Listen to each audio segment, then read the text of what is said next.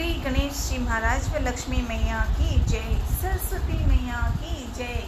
ओम नमः शिवाय, ओम नमः शिवाय भोले, ओम नमः शिवाय।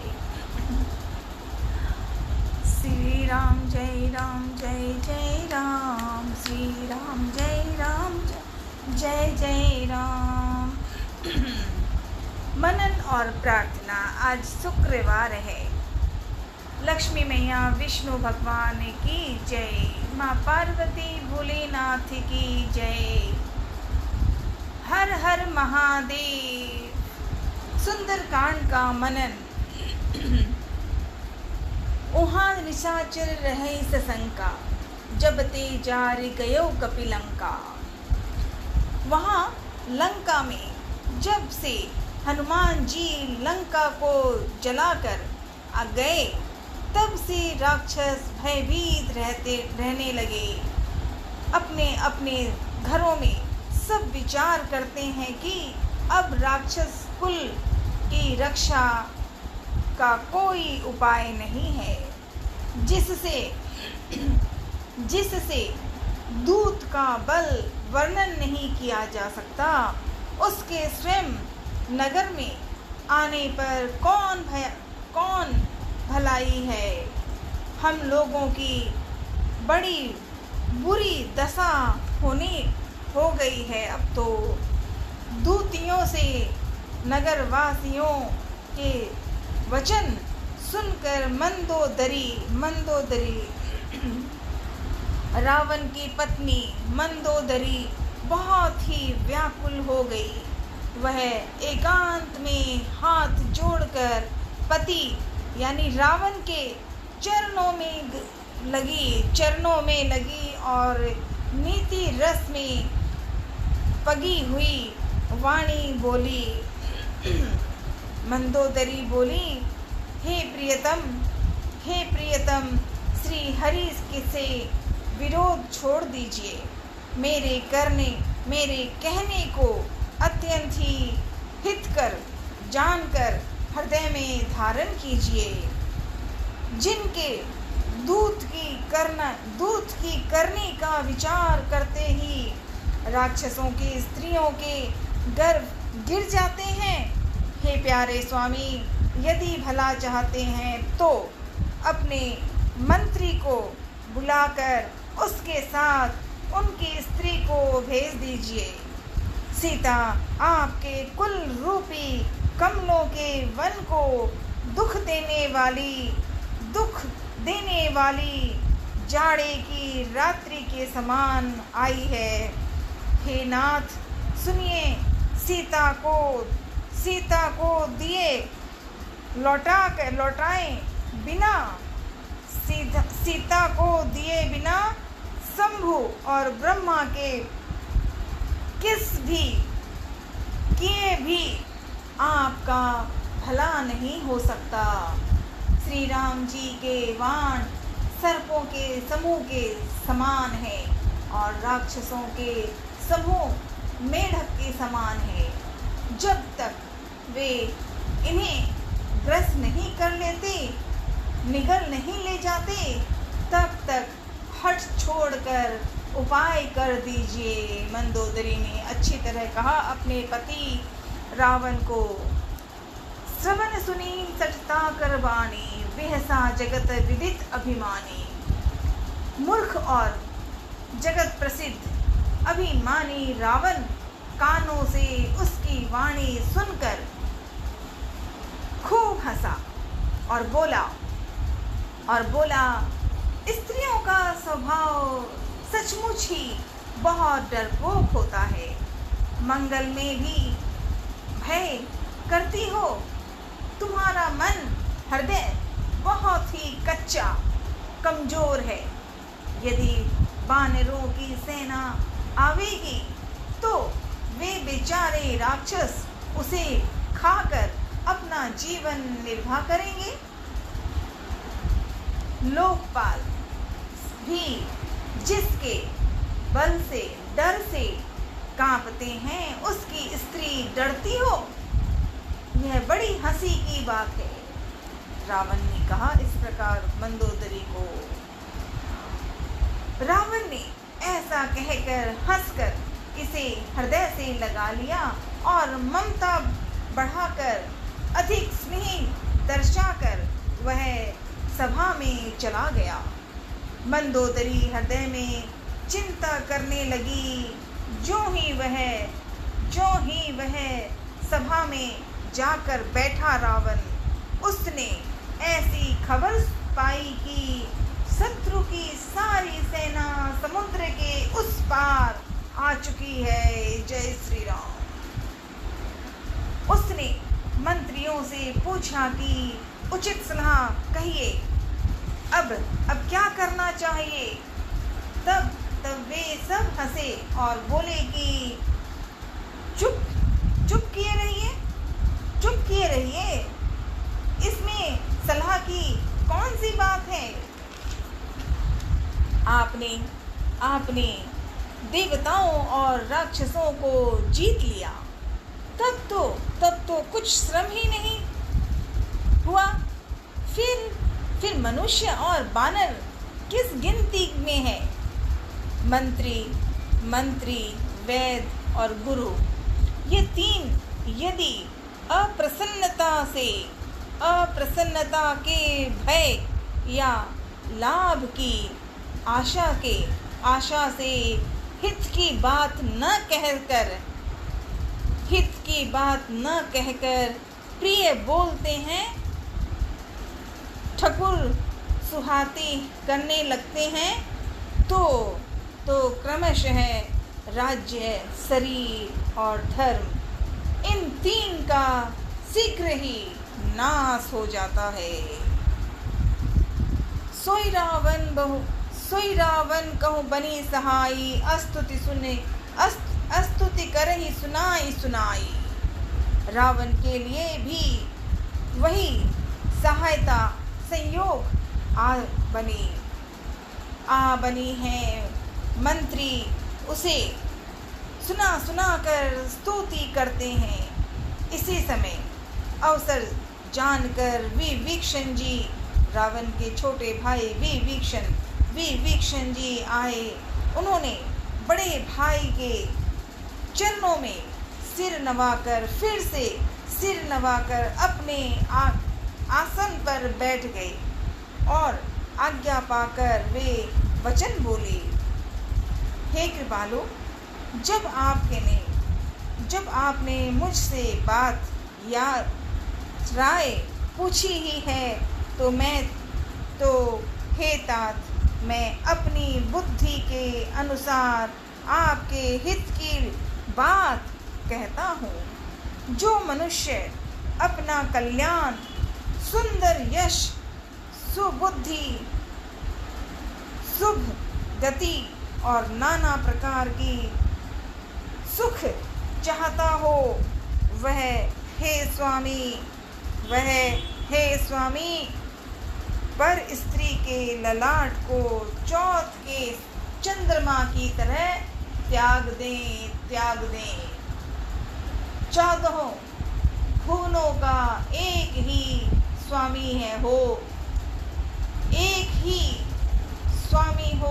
वह भी जीवों से बैर करके ठहर नहीं सकता, नष्ट हो जाता है। जो मनुष्य गुणों का समुद्र और चतुर हो, उसे चाहे थोड़ा भी लोभ क्यों ना हो, तो भी कोई भला नहीं करता, कोई भला नहीं कहता। हे नाथ, काम, क्रोध, मद और लोभ, ये सब नरक के रास्ते हैं। इन सब को छोड़कर श्री रामचंद्र जी को भजिए, जिन्हें सत्पुरुष भजते हैं।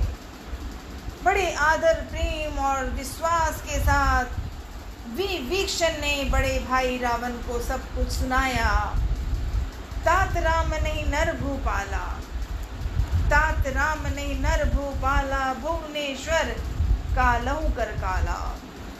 हे तात, राम मनुष्यों के ही राजा नहीं है, वे समस्त लोकों के स्वामी और काल के भी काल हैं। वे संपूर्ण ऐश्वर्य, यश, श्री, वैराग्य एवं ज्ञान के भंडार भगवान हैं। वे निरामय, विकार रहित, अजन्मे, व्यापक, अजय, अनादि और अनंत ब्रह्मा है। उन कृपा के समुद्र भगवान ने पृथ्वी, ब्राह्मण, गौ और देवताओं का हित करने के लिए ही मनुष्य शरीर धारण किया है। विभीषण ने पूरी राजा राम की बात सुना दी अपने बड़े भाई रावण को और कहा विभीषण ने, हे भाई सुनिए, वे सेवकों को आनंद देने वाले, दुष्टों के समूह का नाश करने वाले, वेद और धर्म की रक्षा करने वाले हैं। वैर त्याग कर उन्हें मस्तक नवाइए। वे ही श्री रघुनाथ जी शरणागत का दुख नाश करने वाले हैं। हे नाथ, बड़े भाई को बार बार विभीषण कह रहा है कि हे नाथ, उन प्रभु सर्वेश्वर को जानकी जी दे दीजिए, जानकी जी को दे दीजिए और बिना ही कारण स्नेह करने वाले श्री राम जी को भजिए, श्री राम जी को भजिए। जिसे संपूर्ण जगत से द्रोह करने का पाप लगा है, शरण जाने पर प्रभु उसका भी त्याग नहीं करते। जिसका नाम तीनों तापों का नाश करने वाला है, वे ही प्रभु भगवान मनुष्य रूप में प्रकट हुए हैं। हे रावण, हृदय में यह समझ लीजिए। हे दस शीस, मैं बार बार आपके चरण लगता हूँ और विनती करता हूँ कि मान, मोह और मद को त्याग कर आप कौशलपति श्री राम जी का भजन कीजिए। मुनि पुलस्त्य ने अपने शिष्य के हाथ यह बात कहला भेजी। हे तात, सुंदर अवसर पाकर मैंने तुरंत ही वह बात प्रभु यानी आपसे कर दी। माल्यवंत अति सचिव सुजाना, माल्यवंत अति सजीव सयाना, तासु वचन सुनी अति सुख माना। माल्यवान नाम का एक बहुत ही बुद्धिमान मंत्री थे। उसने उन विभीषण के वचन सुनकर बहुत खुश हुए और कहा, हे तात, आपने आपके छोटे भाई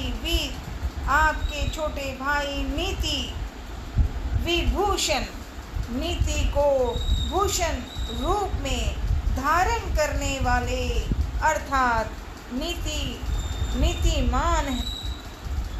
अर्थात जो नीतिमान है, विभूषण जो कुछ कह रहे हैं, विभूषण यानी कि विभीषण जी जो कुछ कह रहे हैं उसे हृदय में धारण कर लीजिए। तो जब उन्होंने ऐसा कहा तो रावण ने बड़े गुस्से में आ गया और रावण ने कहा, ये दोनों मूर्ख शत्रु की महिमा बखान रहे हैं। रावण कह रहा है विभीषण जी और माल्यवंत जी के लिए। रावण ने ऐसा कहा कि ये दोनों मूर्ख शत्रु की महिमा बखान रहे हैं। जहाँ कोई है, अरे यहाँ कोई है क्या? इन्हें दूर करो ना। तब माल्यवान तो घर लौट गए और विभीषण जी हाथ जोड़, फिर भी रावण ने इतना कुछ क्या गलतियां की, लेकिन विभीषण जी फिर अपने बड़े भाई रावण को फिर कह रहे हैं। विभीषण जी हाथ जोड़कर फिर करने लगे, फिर उपाय करने, प्रार्थना करने लगे। हे नाथ, पुराण और वेद ऐसा कहते हैं कि सुबुद्धि यानी अच्छी बुद्धि और कुबुद्धि यानी खोटी बुद्धि सबके हृदय में रहती है। जहाँ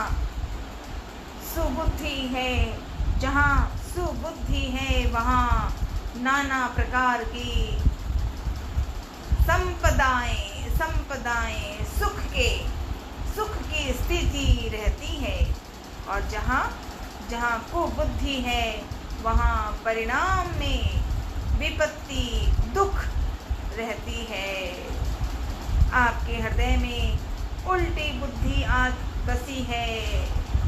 विभीषण को अब कहना पड़ा रावण को। उन्होंने खुलेआम कहा कि आपके हृदय में उल्टी बुद्धि बसी हुई है, इसीलिए इसी से हित को अहित, इसी से आप हित को अहित और शत्रु को मित्र मान रहे हैं।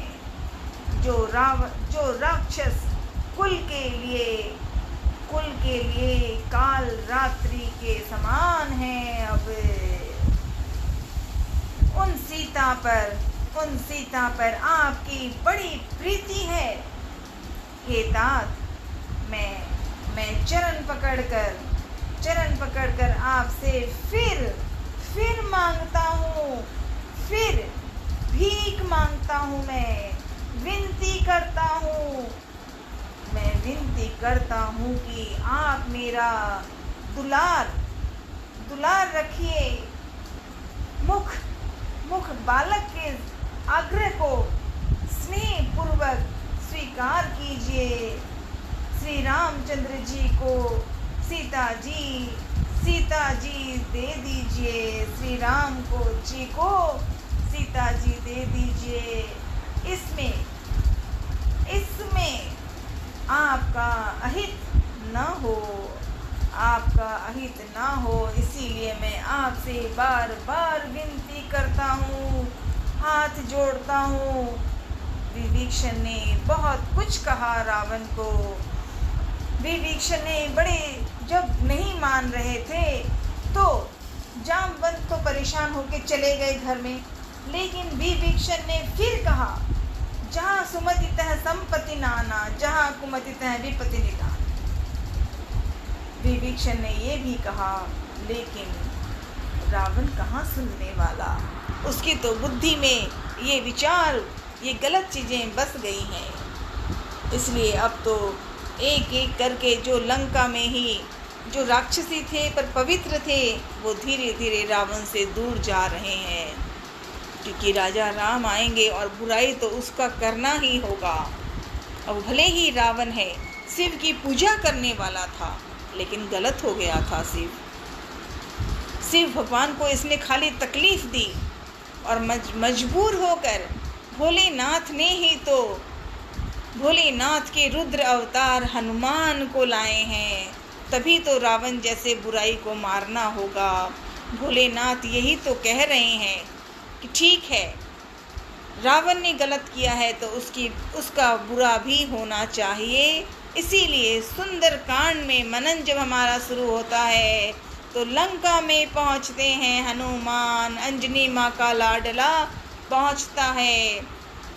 और आज भी जहाँ जहाँ गलत है, शरीर चाहे राक्षसी जीवन हो या पवित्र हो या जो भी हो, सही होना चाहिए, वही हनुमान जी कर रहे हैं।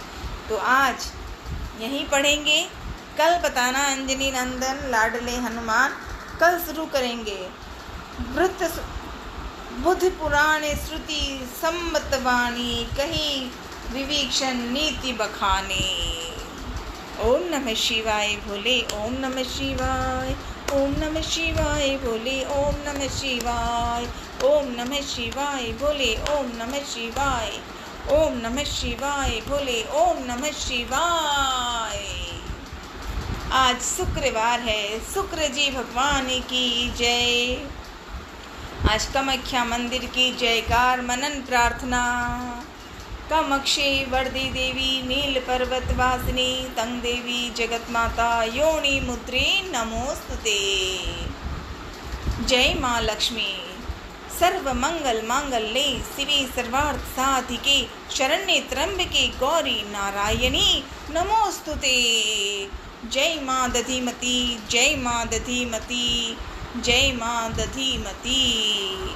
महर्षि दधीची जी की जय, महर्षि दधीची जी की जय, महर्षि दधीची जी की जय। भाई दधिमती और बहना दधिमती, भाई बहन का रिश्ता अनमोल। कोटि कोटि नमन, कोटि कोटि नमन, कोटि कोटि नमन। हर हरे महादेव।